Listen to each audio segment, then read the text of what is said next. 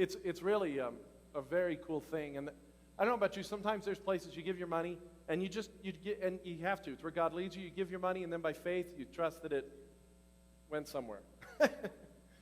But the thing that's really cool about compassion is the very personal touch. I mean, Mukasa, who's from Uganda and who we sponsored up through adulthood, when we talk to him, which we every once in a while we get a chance to do, when we talk to him, he calls me dad. He calls her mom. He lost his parents through AIDS. He was raising all his siblings, and what's that? Malaria.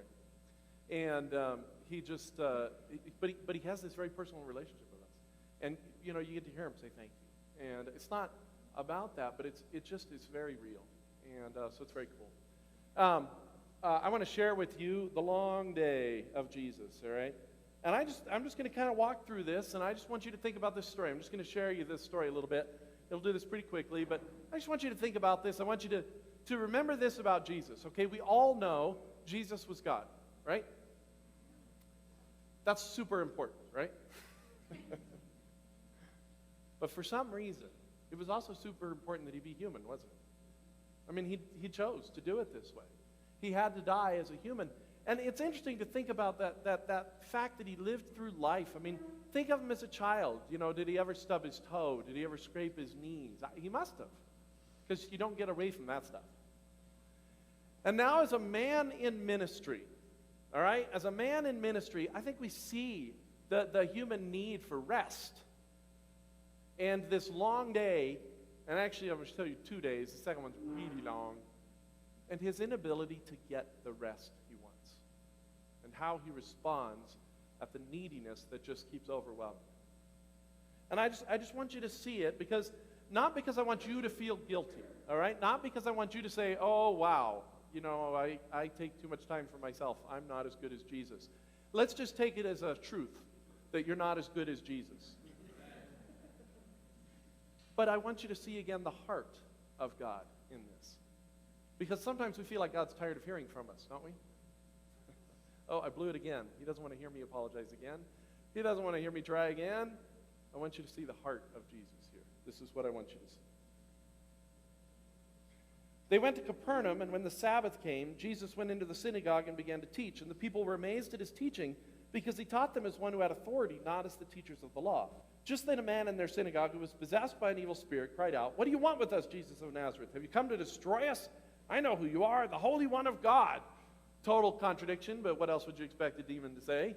But think about this a moment. He goes into the temple to preach. It's the Sabbath, and he's preaching, and he's wowing everybody. It's a great day. Things are going well. And then this troublemaker stands up in the middle and starts heckling him. Starts yelling at him really loudly. So here he is. This is the beginning of his ministry day. He has to take care of this. "Be quiet," said Jesus sternly. "Come out of him." And the evil spirit shook the man violently and came out of him with a shriek. So he cast the demon out of this man, and everybody's amazed. Okay, there we go. The ministry day has begun. It's going pretty successfully, though. He's had a good sermon. He's had a good miracle. Now here we go. We're moving forward. It says, as soon as they left the synagogue, they went with James and John to the home of Simon and Andrew. Picture this. Again, this is Jesus. The ministry day, he's had a good time. It's been a good church service. Now he's going home.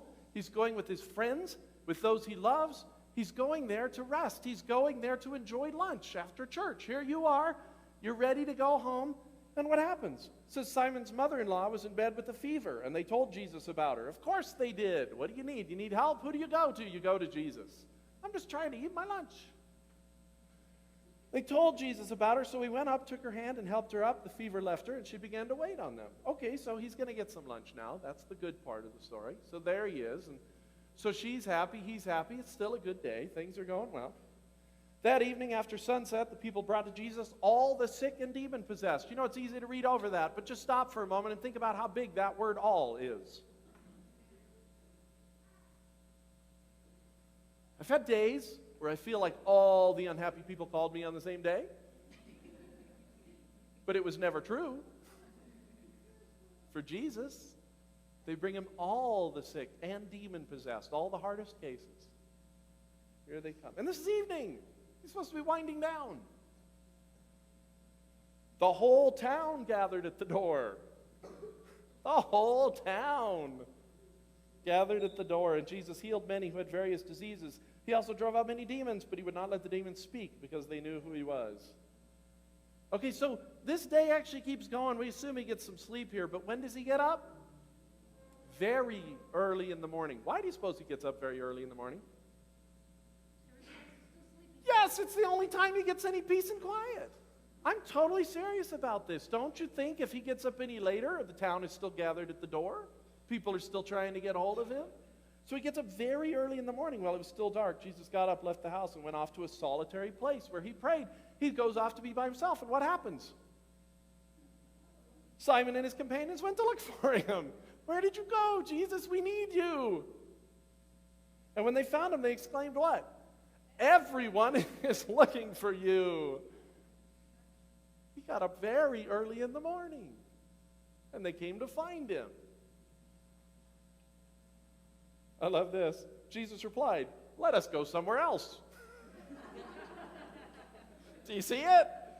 Do you see the humanity? I don't think he's grumpy about it, but he's just like, let's go on, let's move forward. This town's had a lot of me. Let's go somewhere else to the nearby villages. But why? So I can preach there also. This is why I have come. He doesn't stop and say, leave me alone. He says, that's why I'm here. That's why I'm here. I'll tell you an honest truth. Pastor's confession. You ready?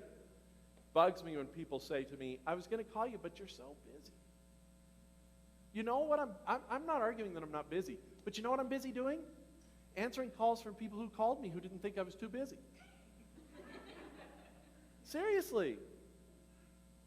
It bothers me when people say, you're too busy, I can't call you, because that's what I'm busy doing. That's why I'm here. So Jesus says, let's go on, because this is what I'm here for. Now, yes, I do get tired, and there will days I shut off my cell phone, but God told me to, so it's okay. That's another story, but it's a true one. So he traveled throughout Galilee, preaching in the synagogues, driving out demons, and a man with leprosy came to him and begged him on his knees, if you're willing, you can make me clean. And Jesus was filled with indignation and weariness and burden and said, get out of here. I like you. Normally people just ignore it when I do that, but she's saying, that's good. She's arguing with me. That's what you're supposed to do. Filled with compassion, Jesus reached out his hand. Filled with compassion. You know what the interesting about the word filled? If you look really closely at the Greek word, you know what it means? It means filled. It's amazing, isn't it? Just what we said. What does it mean to be filled? If it's filled with compassion, that means there's not room for other things, like resentment, like anger, like self-pity. He is filled with compassion. Actually, when you do examine the Greek, you find that it talks about a very deep level. This is far from superficial. One commentator says it means he felt it in the marrow of his bones. As far down as you can get. He touched the man and said, I'm willing, be clean. You know what? This is kind of a typical day. Let me show you the longer day. This one starts out horribly. And again, please remember Jesus is a man. Let me just ask you a real simple question before we see how this day starts. Do you think Jesus had not just disciples and not just people that followed him around? Do you think he had friends? You think he had friends? I think he had friends. Do you think he had people he cared about? Is that a stupid question? Is there anybody he didn't care about? But think about it. Does he have an intimacy with John? Does he have an intimacy with Peter? Does he like being with them? I think he does. You know who I think was probably one of his best friends? Was the person who was there at the very, very beginning of his ministry. You know who that was? It's John the Baptist. John the Baptist paved the way for Jesus. Preached to everybody, Jesus, this is the man, this is him. I'm not even worthy to untie his sandals. When Jesus came to be baptized, John said, I can't do that. And Jesus said, you must. And John did. And don't you think Jesus appreciated? They had shared values, didn't they? Jesus appreciated John's zeal for God, don't you think? He appreciated John's love and humility, don't you think? I think Jesus and John must have been very close. I really think that. And this is how the day begins. The king was distressed, but because of his oaths and his dinner guests, he ordered that her request be granted, and he had John beheaded in the prison. This is John the Baptist. His head was brought in on a platter,